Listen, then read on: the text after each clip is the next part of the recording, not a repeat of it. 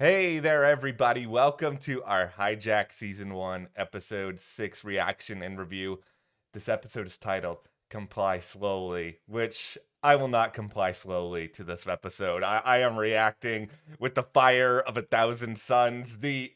This is my second time watching this episode. I was lit up just as much now as I was when I first watched it. I got this episode gets me so amped. Yeah, this episode was like crazy town. I couldn't believe it that there was like another hijacker on the plane. She's seemingly a pilot. I haven't seen it. Matt has seen it. I haven't seen it. I'm assuming she's the pilot because Robin, he's dead.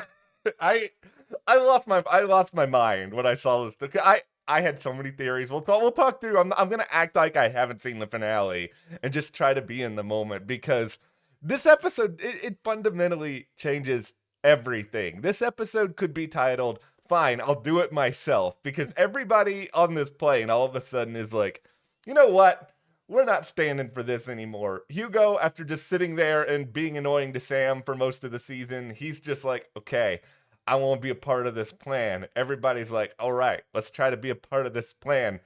Full on fight scene on the plane. Crazy. Amanda is the name of this bonus hijacker, if you will, who just decides amidst all of this, I'm gonna go to the bathroom, get my weapon ready, and I'm gonna come back out here. And oh boy, Oh my goodness. No, it was, I didn't expect any of this. I mean, it's starting to really take form of like what Edgar and John are doing. They want to get out of the country. They're setting up all these sort of like, look over here. But really, we're taking this plane because we're going to use this plane to get out of the country. That's my theory. I haven't seen the ending tinfoil hat. the entire Why else have a pilot on the plane? everything is just so absurd with this show at this point. Like it's so crazy that like okay, that John and Edgar are able to achieve anything in the midst of all this. When you have the Home Secretary, the Foreign Secretary, we're gonna get more into you secretaries because you guys really suck at your jobs. Oh man, they ever dropping the ball. All right, okay. Well, we will get into everything. Before we go further, be sure to join our Patreon. Comply quickly. Just go to that link, and we have live streams over there every Monday night talking about Hijack. We also are covering here the morning show, which is coming up for season 3 very, very soon. Only Murders in the Building, currently in its run. We're wrapping up Justified City Primeval. So much good stuff. Absolutely. So hit that subscribe button and stick with us. Okay. Let's talk Amanda here. Like this is the best cliffhanger possibly of all time. If nothing else. Wild. It was wild. Okay, so when this first aired, this is sort of what I was thinking at the time was that John and Edgar had somebody on board who was sort of like, you know, when you're at a restaurant and you're like working there and there's like a mystery shopper who comes in and is like tasting. This is the mystery shopper of hijackers where Amanda is on board. Maybe the other hijackers don't even know who she is. She is just there as a failsafe in case things go really, really wrong. She springs into action. She makes sure that the plane both literally and metaphorically lands, and she's willing to do whatever she has to do in order to make that happen. That was my theory at the time. Yeah, and I can see that theory being true, that it's like, okay, she's there as a contingency plan just in case, but my real feeling about it is because she killed the pilot that she was going to be the pilot going forward, that John and Edgar knew that they may be able to get let out, which they did, but they were never going to really be able to get themselves on a plane to get out of the country. If that's actually the plan, it seems everybody on the ground thinks that's the plan. It makes sense. They want to get out of the country so that they can just, go off and live on an island somewhere and have nothing happen to them. But if they can't get to an airport to get on a plane, they need to take a plane, which is what's happening. And they don't know really a lot about Robin. They knew that he was having an affair, but Yeah. was he going to really comply and land the plane, let them get on it and take them wherever? They have to have a backup plan. They need a pilot who's actually going to do this for them. And here comes Amanda.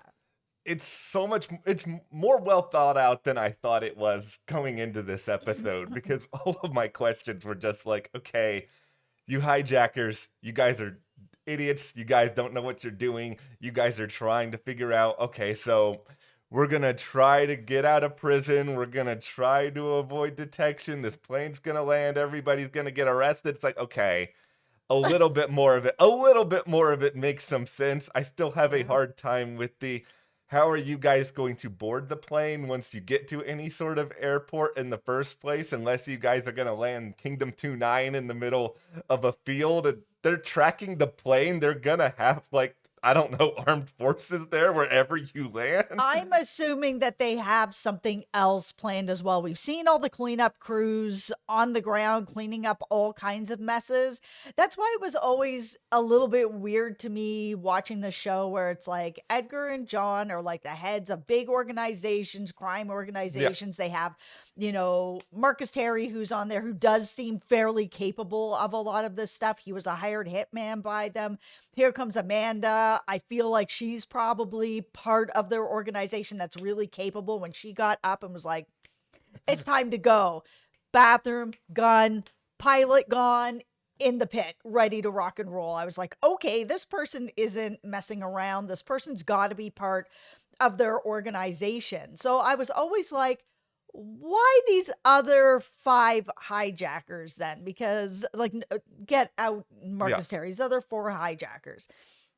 They don't seem to really be there of their own free will. They're being there because, it's like, oh, we're going to kill your family. And I mean, Marcus Terry kind of said the same thing where he was like, yeah, I was their hitman, but now, there's this threat, so I'm here. But he's worked for them. So, he doesn't really count. But the other 4, it's just like, why would you, Edgar and John, trust these 4 people who are under duress to go onto this plane and do this for you? You have a huge organization where you're able to basically make people invisible because these 5 hijackers don't exist. Yeah.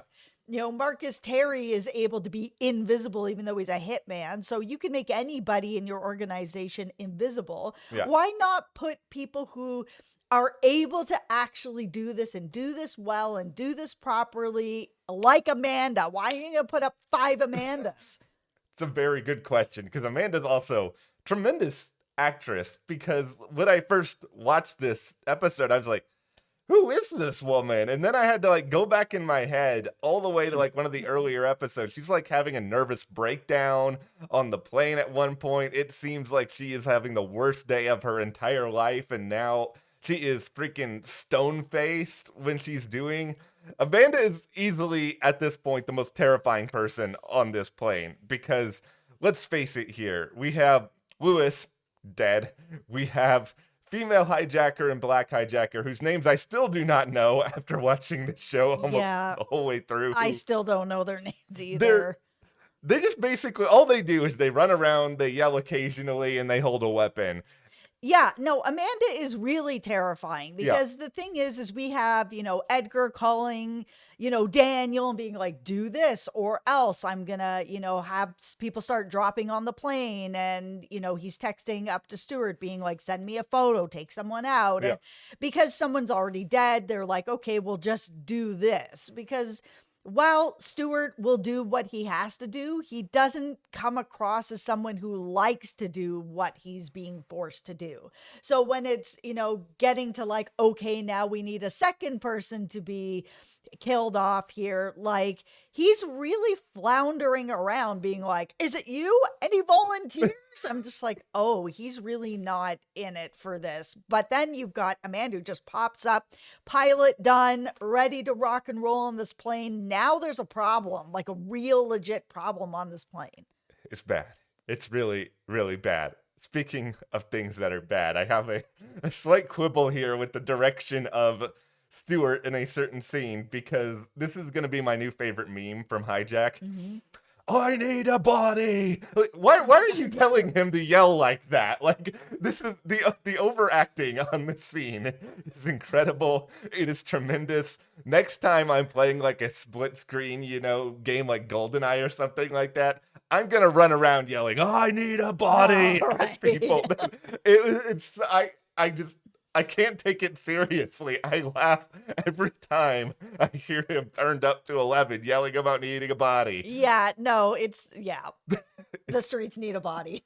Oh no. Oh Oh no. no. It's so over the top. But you know what?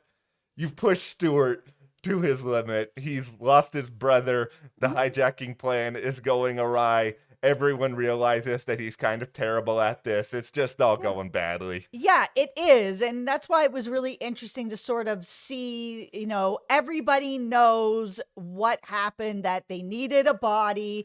They took pictures of the person that was already gone. Yeah. And then they're like, okay, so there's only one body on this plane. Like, there may be a situation where they need another body. And if that's the case, then it's time for all of us just to deal with this, because these guys are kind of floundering around. They don't really know what's going on. We know that most of the guns just have blanks in them. Like, there's so many of us. There's one person with a real gun, and that is it. And if that's the case, then all 200 of us can take 5 people, which is really just one person. And then Amanda showed up, and now it's like no nonsense. The last 5 minutes of this episode, it's just this is thriller heaven for me. Like, let's just 100%. This is really like where the show is like taking off for me in a way that I was like, the first few episodes, I'm like, okay, this is really good. This is really fun. It's ridiculous. It's not always believable. Who cares? We're just here for the ride. But this is the episode where it's just like, pew. I was obsessed before, but now I want to. I know I've already said I'm going to be a vampire for Halloween. Can I also be a pilot of Kingdom 29? But not Robin. Robin's terrible. You're gonna be Amanda. No, I don't want to be Amanda either. I would say, can I be Anna? But Anna's not in very good shape. She's just like bloody. No, you're gonna be a vampire. You promised everyone on Patreon for our live stream over there. You're gonna be a vampire. I am the pilot of Kingdom 29. Oh, you blood. Vampire pilot. No, okay. The thing about what makes this fight scene so great at the end of this is just the way that they sort of build up the tension, where you know it's probably going to happen, but you don't know when the shoe is going to drop. So you're just sort of watching all of these different people engage in their little steps in order to be prepared. Everybody thinks that they're going to be a hero in all of this. Hugo is like, it's my time. I've been waiting this whole flight for this. Yeah. And John T. Collins, listen, like they brought this up a couple episodes ago where it was like, oh, we've got one person on here who's been convicted and, he's been released and he's on here for attempted murder. I was just like, okay, well, where's the story going? Like, is he part of this? I don't think so. And then it's his time to shine. He's jumping up. He's throwing a bag over their heads. He's like, everybody help. I'm like, oh, finally, you're here. They've built this into something. John T versus Marcus Terry this is the steel cage match of Hijack on the flight. Yeah. It's one of these sort of things where had Amanda not shown up, I think they actually would have succeeded in all of this. Yes, they would have. They had strength in numbers. They did. It's not like they had a plan, but it's not really like the Hijackers had that much of a plan either. They just, capture these people, tie them up, do whatever you need to do, and it's mission accomplished. You can land the plane. Maybe somebody gets injured along the way, though. Yeah, because really there's only 2 people you need to deal with. Marcus Terry, who's, holding a gun that likely has blanks in it, as they all figured out. Yeah. But he is a hitman. So, Jaunty's taking care of him. Then you got the fight with Sam and Stewart. Stewart's the only person that seemingly has, a gun with real bullets in it. Now, I mean, Amanda. But if Amanda wasn't there, I feel like that was the moment. It was taken care of. Yeah, and it was every bit as tense as I wanted. And this is the thing with Hijack, is that you can't always have nice things all the time. We get this like 5-minute heavenly thriller sequence, and then we've also got on the ground Daniel running around Sam's place, trying to figure out a way to deal with the fact that there's these mysterious men wandering around. Yeah, there's everything that's going on the ground. We have everything with Daniel. We have everything with Sam's son, who's like trying to call for help. Yeah, there's a cleanup crew in there. They don't really know what's going on. Nobody really knows what's going on. Oh, Like, it's kind of crazy, but it was exciting to watch, Edgar actually dealing with things, because we didn't really know him until this episode. We don't, I mean, who truly knows oh, Edgar? jeez. But the thing is we know that he's willing to do whatever it takes. So I think it was pretty cool the way that it was put together. Yeah, they were following him. He was like, "Stop following me. I told you to stop, Yeah. and now I'm gonna, send you a body. So now you're gonna stop." And they actually stop.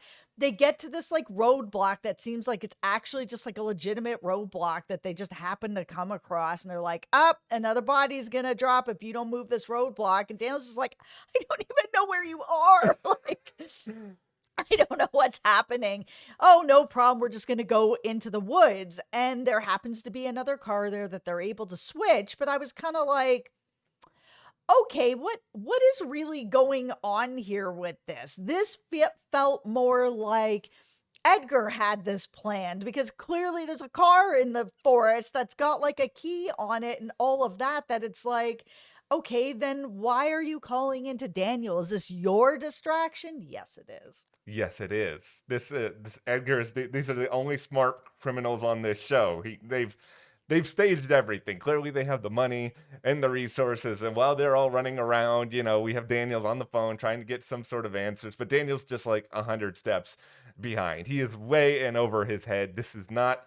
I'm not going to say that Daniel is terrible at his job, because this is probably not his job on the day to day. He's probably okay at that. But no, Daniel, if you were ever thinking about getting a promotion, no, you're not getting it anymore. I'm sorry. No, I mean, Edgar and John had really thought this Yeah. through. I mean, to have that like cover, to be able to switch the cars, to be able to get, guys that look like them to go to the airport, and they're like, "Oh, we don't have them. They're the wrong guys." And they're off, trying to figure out how to, I'm assuming, get this plane and get on the plane, and that Amanda is now going to be the pilot to land this plane to pick up John and Edgar and take them where they want to go.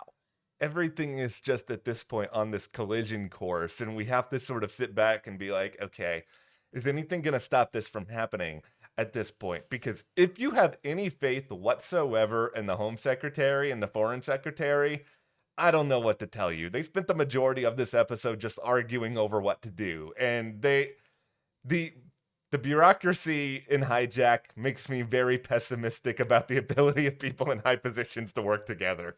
Yeah, and the thing about Amanda being on board is I just don't think she's going to listen to Sam. Sam is, the master negotiator.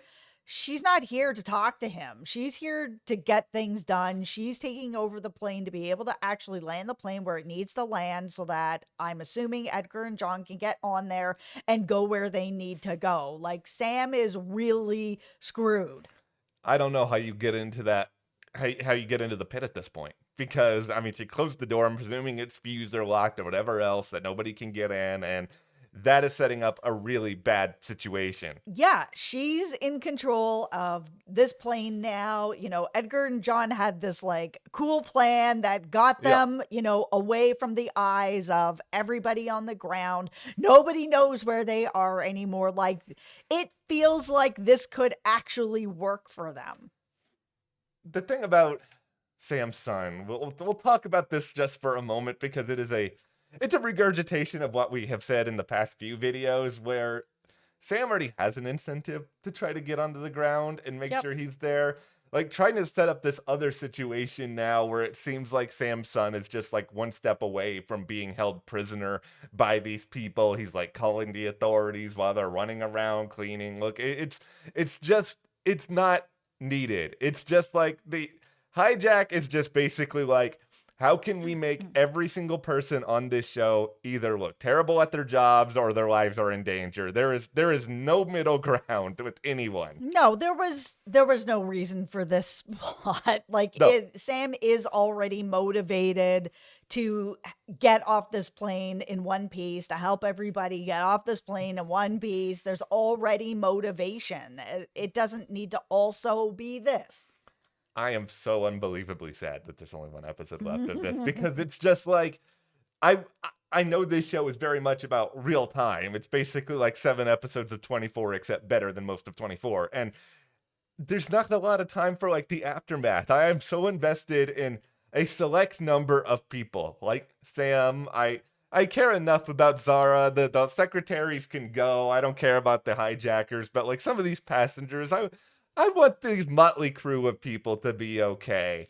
I do as well. There's a lot of people on the plane that I do care about, and now I care about Amanda because, like, what a wild introduction to this character.